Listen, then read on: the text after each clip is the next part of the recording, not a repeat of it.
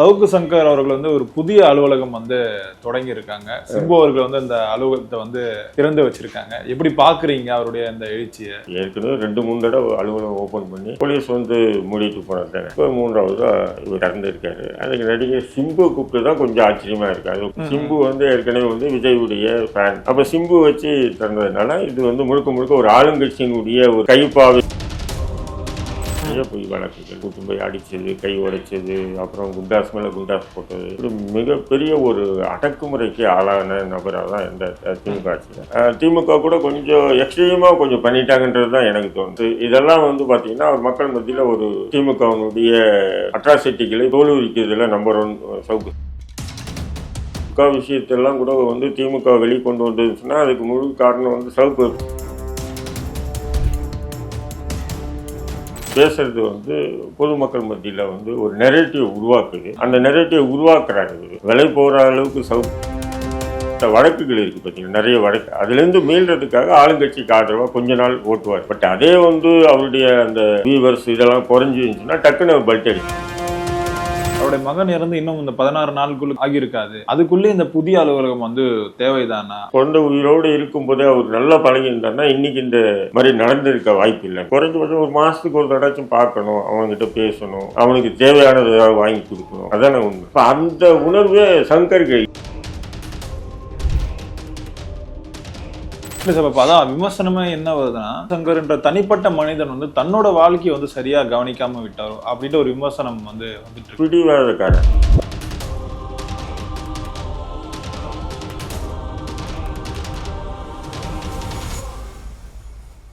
ஹாலிடேஸ்னாலே அது நம்ம ஜிடி ஹாலிடேஸ் தான்.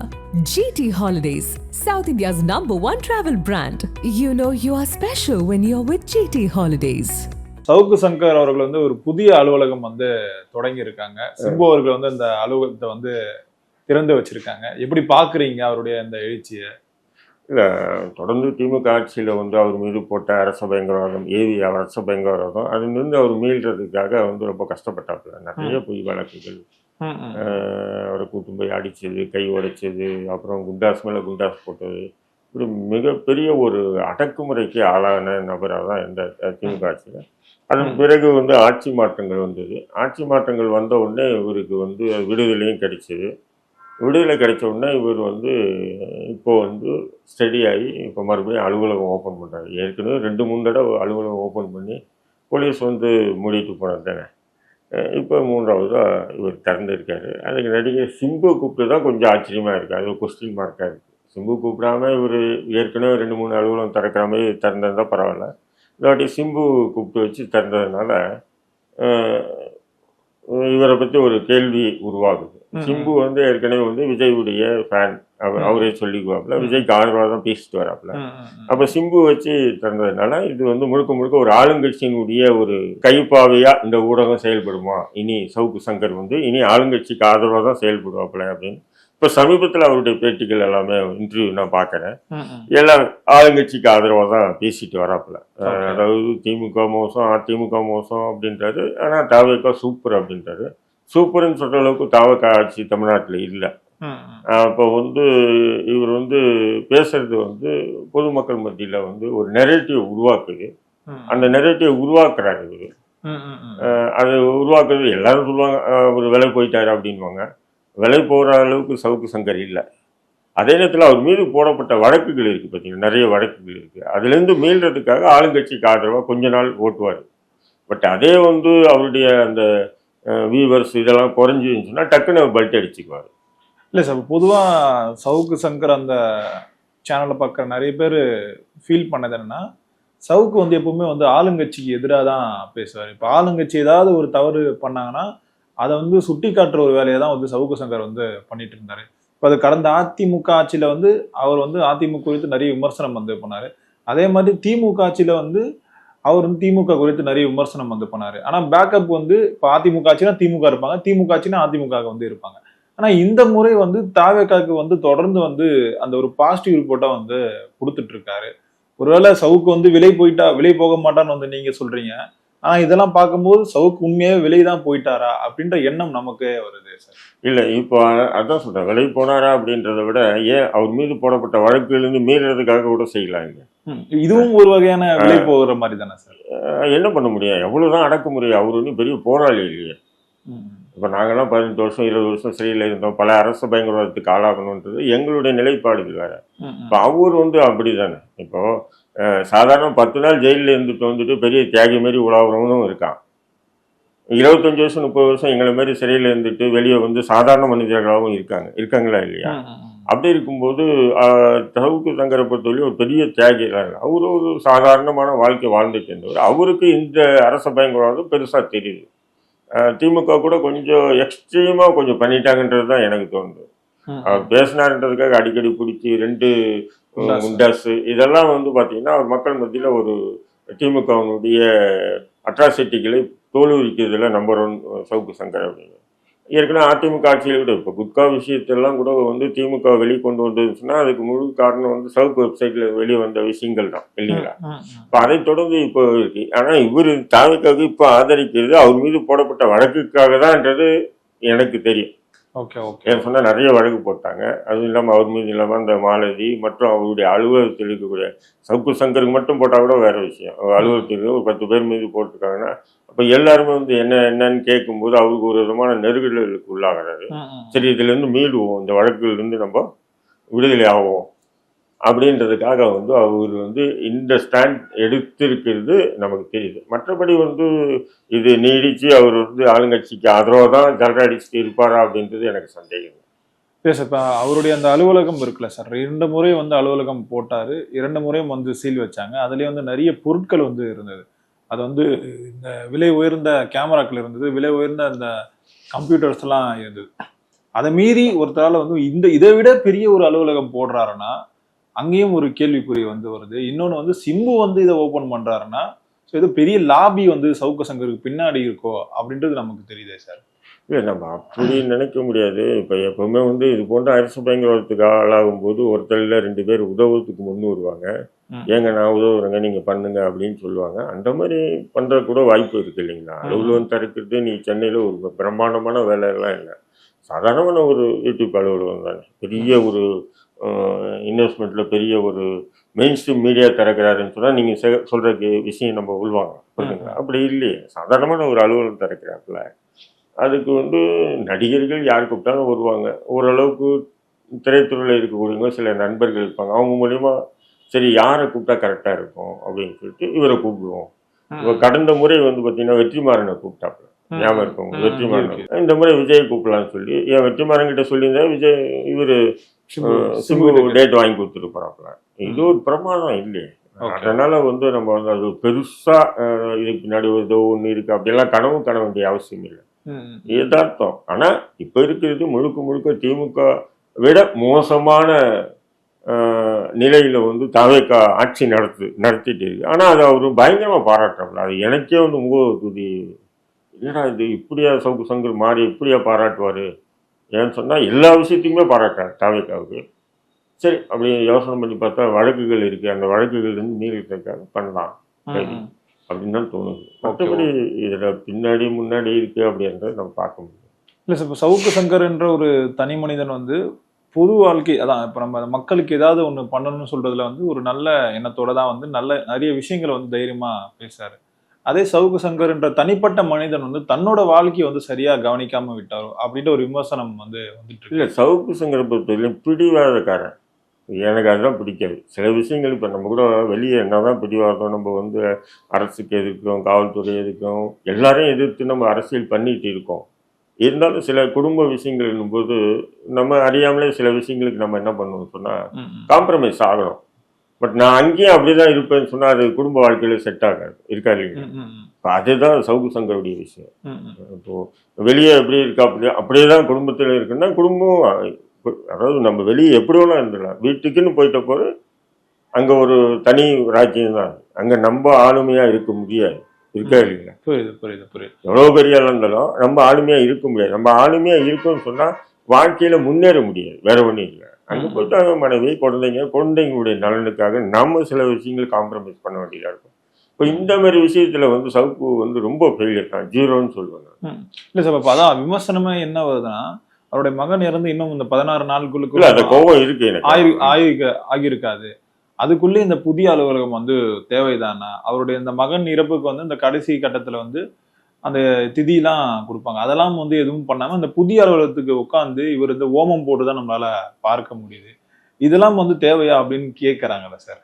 இல்ல உண்மையிலே சொல்றேன், சவுக்கு சங்கரபுரத்தில் தம் பையன் இருந்தான்றதே அவர் பெரிய அளவுக்கு எடுத்துக்கல. அதனால அவர் இறந்துட்டான்றது அவருக்கு அது பெருசா தெரியல. இருக்கும்போது அந்த குழந்தைய தூக்கிட்டு போய் கொஞ்சி பழகி அந்த குழந்தைய பல இடங்களை கூட்டு போய் பல இடங்களை கூப்பிட்டு வந்து அவர் குழந்தை கூடவே இருந்துன்னு சொன்னா என்னடா நம்ம புள்ள அப்படின்ற ஒரு ஏக்கம் இருக்கும். அது அவன் உயிரோடு இருக்கும்போதே அவன் வந்து ரொம்ப டிஸ்டன்டாக மெயின்டைன் பண்ணான். ஏதோ ஒரு தரம் அதோ அந்த குழந்தைய விரும்பினா அப்படின்ற ஒரு நிலைப்பாடு தான் இருக்கே தவிர, குழந்தை உயிரோடு இருக்கும்போதே அவர் நல்லா பழகியிருந்தாருன்னா இன்னைக்கு இந்த மாதிரி நடந்திருக்க வாய்ப்பு இல்லைங்க. பட் அவர் உயிரோட குழந்தை உயிரோடு இருக்கும்போதே அவர் வந்து அதை ஒரு அப்படிதான் பார்க்கணும். புரியுது. அதே மாதிரி சவுக்கு சங்கர், கிஷோர் கே சாமி எல்லாம் ஒரு காலகட்டத்தில் வந்து நண்பர்களா இருந்தாங்க. இப்போ 2 பேரும் அந்த வேறு எதிர் திசையில வந்து இருக்காங்க. கிஷோர் கே சாமி வந்து தொடர்ந்து வந்து அந்த ட்வீட்ஸ்லாம் வந்து போட்டதை நம்மளால பார்க்க முடியும் சார். அவருடைய மகனுக்கு வந்து இந்த மாத செலவுக்காக ஒரு 3000 வந்து கேட்டிருக்காங்க. அதுவே வந்து என்னால் தர முடியாது அப்படின்னு சொல்லிட்டு கோர்ட்லேயே வந்து இந்த அஃபிடபிலிட்டியை வந்து ஃபார்ம் பண்ணார் அப்படின்ற மாதிரி வந்து சொன்னாங்க. ஆனால் அவருடைய யூடியூப் சேனலுக்கு வந்து டாக்ஸாகவே ஒரு 40 லட்சம் கிட்ட வந்து முன்னாடியே அட்வான்ஸாக கட்டி வச்சிருக்காங்க. இதுதான் உண்மையான சவுக்கு சங்கர்னு சொல்லிட்டு கிஷோர் கே சாமி அவர்கள் வந்து சொல்றாரு. அதே மாதிரி அவருடைய அவருடைய மகனோட அந்த கடைசி காலகட்டத்தில் வந்து கடைசி ஒரு வாட்டி வந்து பார்த்துட்டு போயிடுங்கன்னு சொல்லிட்டு அவருடைய தாய்மாமன் வந்து ஃபோன் பண்ணியிருக்காங்க. அந்த குழந்தையோட தாய்மாமன் அதுக்கும் வந்து இல்லை எனக்கு நீதிமன்றத்தில் வேலை இருக்குன்னு சொல்லிட்டு வேற ஒரு ஆளை வச்சு பேச வச்சிருக்காரு. இதுவும் சவுக்கு சங்கர் அப்படின்னு வந்து சொல்றாரு சார். இல்லை அது உண்மைதான். அவங்க மாமா வந்து பேசினாப்புல அந்த பையனுடைய சவுக்கு சங்கருடைய பையனுடைய மாமா பேசும்போது இவர் வந்து நான் வரல அப்படின்னு சொல்லிட்டேன், எனக்கு வேலை இருக்கு வரலன்னு கூட இல்லை எனக்கு வேலை இருக்கு அப்படின்னு சொல்லிட்டாரு. அதான் அது மாதிரி கொஞ்சம் கோபம் அவங்களுக்கு இருக்கோ இல்லையோ பொதுவாக இருக்கோ இல்லையோ எனக்கே கூட இருக்கு. நான் கூட அந்த நேரத்தை ஃபோன் பண்ண எடுக்கல. தெரியும் சவுக்கு சங்கர் ஃபோன் பண்ணுறது நான் இதுக்கு தான் பண்ணுறேன்னு தெரியும், அதனால் எடுக்கல. அந்த கோபம் இருக்கு. பட்டு சம்பவம் தான் பண்ண முடியும். அது அவருடைய ஆனா இந்த நடுவில் இந்த பிகினர்ஸ்ல இந்த இன்டர்வியூஸ் எல்லாம் கொடுக்கும்போது என்னுடைய மகனோட சித்திரம் வந்து நான் மனதில் என்ன வச்சிருக்கணும் அதுவே இருந்தோம். அதெல்லாம் டாவ் முழுக்க டாவ். குழந்தை உயிரோடு இருக்கும்போது அவன் போய் பார்த்து பழகி அதெல்லாம் வந்து அந்த ஃபேமிலி விஷயத்துல ஜீரோன்னு சொல்லிட்டேன்ல ஃபர்ஸ்ட்டு. நீங்க பேமிஸ்ல பேசினாரா அதுல பேசினாரா அது சித்திரம் இருக்கு பத்திரம் இருக்கு அதெல்லாம் இல்லை. அது முழுக்க டாவ். நம்ம வந்து பொய் சொல்லக்கூடாது. ஏன்னா உயிரோடு இருக்கும்போதே அந்த குழந்தைய வந்து ஒரு தந்தை என்பது சாதாரணமானது இல்லைங்க. ஒரு குழந்தை மனைவி கூட 1000 பிரச்சனை இருக்கலாம், கருத்து வேறுபாடு இருக்கலாம், பிரிவு இருக்கலாம், பிரிஞ்சு இருக்கலாம், பிரியாமல் இருக்கலாம், அது வேற விஷயம். நம்மளுடைய ரத்தம் அப்படின்னும் போது குறைஞ்சபட்சம் ஒரு மாதத்துக்கு ஒரு தடவைச்சும் பார்க்கணும், அவங்ககிட்ட பேசணும், அவனுக்கு தேவையானது ஏதாவது வாங்கி கொடுக்கணும். அதானே உண்மை. அப்போ அந்த உணர்வே சங்கருக்கு இல்லாமல் இருந்தது. இது நம்ம வந்து அதை மறுக்க முடியாது. அவன் உயிரோடு இருக்கும்போது அந்த உணர்வு இல்லை. அதனால தான் அவன் இறந்தது கூட அது பெருசாக ஏற்றுக்கல. புரிதுங்களா அவங்களுக்கு? அதனால நீங்கள் ஊடகம் வந்து அவரை கேட்கும்போது என் மனசில் ஒரு சித்திரமாக அப்படியே இருக்குது, அதுக்காக நான் போகல தாவும் தான் புரியுது. அதே மாதிரி ஒரு தனியார் ஹோட்டல்ல ஒரு மீட்டிங் நடந்ததுன்னு வந்து கிஷோர் கே சாமி அவர்கள் வந்து சொல்றாரு சார். மாலதி அவர்களும் சவுக்கு சங்கர் அவர்களும் இருந்து அது வந்து தாவேக அரசு ஆதரவு நிலைப்பாடுல செல்றதுக்காக ஒரு பெரிய மீட்டிங் நடந்ததுன்னு வந்து சொல்றாங்க. அதெல்லாம் உண்மைதானா இல்ல இவர் சவுக்கு சங்கர் மேல இருக்க அந்த கோபத்தின் காரணமா இந்த மாதிரி சொல்றேன்? இருக்கலாம், இல்லாமலே இருக்கலாம். புகைப்படத்தோட போடுறாரு சார். அதான் சொல்றேன், இருக்கலாம் இல்லாமலே இருக்கலாம். மேபி தாவேகா சார்பா வந்து அவங்க அந்த மாதிரி மூவ் பண்றாங்க. தாவேகா வந்து சாதாரண ஆட்சிக்கு வந்த பிறகு என்கிட்ட கூட நிறைய பேர் மூவ் பண்ணியிருக்காங்க. அந்த மாதிரி எல்லார்கிட்டையும் மூவ் பண்றாங்க. ஒரு காலம் அப்படி மூவ் பண்ணும்போது உட்காந்து பேசியிருக்கலாம், நம்ம இல்லைன்னு சொல்ல முடியாது. அதெல்லாம் அந்த மாதிரி. ஏன்னா தாவேகா அந்த மாதிரி ஒரு விதமான அவங்க ஒரு லாபே பண்ணிட்டு இருக்காங்க. சின்ன அமைப்போ பெரிய அமைப்போ அல்லது சோசியல் மீடியா கூட வந்து பார்த்தீங்கன்னா அவங்க நம்ம பக்கம் திருப்பணும். இப்படி திமுக இருக்கும்போது சோசியல் மீடியா உட்பட மெயின் ஸ்ட்ரீம் மீடியாலாம் அவங்க பக்கம் இருந்தது. அதேமாரி தாவேகாவுக்கு ஆதரவான ஒரு இது உருவாக்கணும்னு சொல்லிட்டு அதுக்கு ஒரு டீமே இறங்கி ஒர்க் பண்ணுறாங்க. அதனால வந்து சவுக்கு சங்கர் இப்போ இன்ஃப்ளூயன்சராக இருக்காப்புல இப்போ இதில் கரண்ட்ல. அதனால வந்து பேசியிருக்கலாம், வாய்ப்பு இல்லைன்னு சொல்லி. இல்லை சார், இப்போ அவருடைய யூடியூப் சேனல் வந்து ஒரு 1 மில்லியன் ஃபாலோவர்ஸ் வந்து இருக்காங்க. இப்போ மற்ற யூடியூப் சேனல்ஸ்லாம் என்னதான் பெரிய ஃபாலோவிங் இருந்தாலும் அவ்வளோ பேர் வந்து மொத்தமாக அந்த வீடியோ பார்க்க மாட்டாங்க. ஆனால் இப்போ சவுக்கு சங்கரோட அந்த யூடியூப் சேனல் அந்த 1 மில்லியன் பேரும் வந்து அவரோட வீடியோஸ் வந்து எல்லாருமே ரெகுலராக பார்ப்பாங்க. அப்படி இருக்கும்போது அவங்கள ஏமாத்துற மாதிரி தானே, இல்ல ஒரு தப்பான கைடன்ஸ் மூலயமா இல்ல இது காலம் மாறிடும். இல்ல இப்போ அந்த வியூவர்ஸ் பாக்குறாங்க இல்ல, இப்போ தொடர்ந்து இவரு ஜிங்சான் தாவக்கா ஜிங்சா போட்டுருந்தாருன்னா அது மாறிடும். புரியுதுங்களா? அப்ப மாறிச்சுன்னா இவர் ஆட்டோமேட்டிக்கா அவர் எதிர்க்க வேண்டிய சூழ்நிலைக்கு தள்ளப்படுவார். ஏன்னா தன்னுடைய சங்கர் அந்த விஷயத்த கரெக்டா இருப்பாரு, வியூவர்ஸுக்கு ஏற்ற மாதிரி தான் பேசுவாரு. கொள்கை கோட்பாடெல்லாம் மூளை தான், அவர் கொள்கை கோட்பாடெல்லாம் எல்லாம் என்ன விரும்புறாங்க அதை பேசிக்குவாரு. நீங்க தொடர்ந்து பாருங்க. எல்லாம் இப்ப உதாரணத்துக்கு பாத்தீங்கன்னா ஸ்ரீமதி வழக்குல எல்லாருமே ஸ்ரீமதிக்கு ஆதரவா பேசும்போது இவர் ஸ்ரீமதிக்கு எதிராக பேசியிருந்தாரு. பார்த்தீங்களா? இது தூத்துக்குடி துப்பாக்கி சூடு எல்லாம் ஆதரவா பேசும்போது இவர் எதிராக பேசினாரு. அந்த மாதிரி என்ன பண்ணாரு, ஒரு விதமான ஒரு நெரேட்டிவ் உருவாக்க பார்ப்பாரு, எதிர்மறையான நெரேட்டிவ் உருவாக்கி அதை தன்னுடைய அந்த இது அப்படியே. இப்ப சிஎம் விஜய் சாருக்கு இந்த ஆதரவு நிலைப்பாடு இருக்கிறதுனால மற்ற யாராவது நம்ம தாக்கி பேசணுமே, அப்பதான் நீங்க சொன்ன அந்த எதிர்மறையான அந்த விமர்சனம் உருவாகும்னு சொல்லிட்டுதான் சீமான் அவர்கள் தொடர்ந்து தாக்கி பேசிட்டு இருக்காரு. தேவையில்லாத அணியின் இப்ப அது மட்டும் இல்லாம இப்ப சமீபமா திருமாவளவன் அவரோட இந்த மாநாடு உளுந்தூர்பேட்டையில் நடந்தது, அதை விமர்சனம் பேசிட்டு இருந்தாரு. அத்துமீறு அடங்கமீறு இது அவங்களுடைய ஒரு கொள்கையா வச்சிருந்தாங்க. இதனாலதான் எல்லாரும் அத்துமீறிட்டாங்க திருமாவளவன் கிட்ட, அடங்காம இருக்கிறாங்க திருமாவளவன் கிட்ட, அப்படி ஒரு நெரேட்டிவ் செட் பண்ற மாதிரி இருக்கு சார். எல்லாமே பண்ணுவாங்க, அதுவும் தன்னுடைய வியூவர்ஸுக்காக பண்ணுவாங்க. இல்ல இது வியூவர்ஸ் சொல்றதை விட இவங்க கிட்ட ஏதாவது சொன்னா, அதாவது தலித்திய அமைப்புகளுக்கு எதிராக கூட நான் பேசுவேன். புரியுதுங்க அவங்களுக்கு? பாருங்க, நான் திருமாவளவனுக்கு எதிராக நையாண்டி பண்றேன், நக்கல் பண்றேன் அப்படின்னு சொல்லிட்டு அவரும் அந்த சமூகம் தான், சவுக்கு சங்கர் அந்த சமூகம். பட் அது நான் தன்னை ஒரு நேர்மையாளர் மாதிரி காட்டிக்கிறதுக்காக அப்படி பண்ணுவாப்புல, அதெல்லாம் ஃப்ரெண்ட்டு தான் இருந்தாங்க. இல்லை சார், நான் இப்போ சீமான் அவர்கள் தொடர்ந்து எத்தனையோ பிரச்சனைகளை குரல் கொடுத்து சவுக்கு சங்கருக்கு சீமான் அவர்கள் தான். அப்படி இருக்கும்போது தொடர்ந்து அவர் மேலேயே இந்த விமர்சனம் அதிகமா பண்ணிட்டே இருக்காரு சார். அதுக்கு என்ன காரணம்? ஒருவேளை அவர் இந்த கடந்த எலெக்ஷன் அதிமுக கூட்டணிக்குள்ள வரலன்ற கோபத்தின் காரணமா இந்த மாதிரி பேசிட்டு இருக்காரா? இல்லம்மா, நீங்க ஒரு விஷயம் பார்க்கணும். நாம் தமிழர் கட்சி சீமான் அவர்கள் பார்த்தீங்கன்னா அவர் தனித்துவமான அரசியலோட கொள்கையோட போறாங்க. அவங்க அந்த கொள்கை சிலருக்கு பிடிக்கலாம், சிலருக்கு பிடிக்காம இருக்கலாம். தமிழ் தேசிய சித்தாந்தத்தோடு போறாங்க. அதுல ஏற்றம் இருக்கலாம், இறக்கம் இருக்கலாம். பல பேர் சேரலாம், சில பேர் விலகலாம். இருந்தாலும் அவர் அந்த சித்தாந்தத்தை விட்டு விலகல. யாரு சீமான பொறுத்து ஸ்ட்ராங்கா இருக்காங்க, உறுதியா இருக்காரு. அப்படிங்கும்போது அவரை போய் விமர்சனம் பண்ண வேண்டிய அவசியம் என்ன இருக்கு? பட் நமக்கு ஒரு நெரேட்டிவ் உருவாக்கணுன்றதுக்காக நாம அப்படி பேசக்கூடாது. புரியுதுங்களா? சீமானுக்கு எதிரான உணவாலாம் நம்ம வீடியோவை பார்ப்பாங்க. திடீர்னு என்ன பண்ணுவார், விஜய்க்கு ஆதரிப்பார். திடீர்னு விஜய்க்கு எதிராக பார்ப்பல. விஜய் எதிர்க்கும் போது என்னவோ அதிமுக திமுககாரங்களாம் நம்ம வீடியோ பார்க்குறோம். இதுதான் சவுக்கு சங்கருடைய ஒரு விதமான ஒரு நிலைப்பாடு. புரியுது. ஆனா ஏன் திருமாவளவன் அவர்களுக்கு எதிராக பேசணும்? அதான் இப்ப திருமாவளவன் இப்ப தலித்திய கொள்கைக்கு எதிரான ஒரு சித்தாந்தம் உள்ளவங்க இருக்காங்கல்ல, அவங்க எல்லாம் அதை பார்க்கணும். புரியுதுங்களா? சங்கர் பாடுறா பேசியிருக்காப்புல, சவுக்கு சங்கர் பேசியிருக்காப்புல அப்படின்ற அதான் நான் அந்த மாதிரி ஒரு உணர்வோடு செயல்படக்கூடிய ஒரு நபர் தான் சவுக்கு சங்கர். ஓகே. திமுக குறித்து நிறைய விமர்சனம் சவுக்கு சங்கர் பண்ணுவாரு. ஆனா திமுகலே இருக்க சில முக்கியமான ஆட்கள் குறித்து விமர்சனம் எங்கேயும் பெரிய அளவுல பண்ண மாட்டாரு. நம்ம அது எக்ஸாம்பிள் எடுத்துட்டா கனிமொழி அவர்கள் குறித்து எங்கேயுமே அந்த விமர்சனம் அதிகம் பண்ண மாட்டாரு. அதுக்கு என்ன காரணம் சார்? ஒருவேளை அவங்களுக்குள்ள அந்த அண்டர் கிரவுண்ட் டீலிங் ஏதாவது நடந்திருக்குமா? இல்லை, கனிமொழி பற்றி என்ன விமர்சனம் பண்ண முடியும்? இப்போ உதயநிதியை பற்றி விமர்சனம் பண்றேன்னா அவர் துணை முதல்வராக இருந்தார்.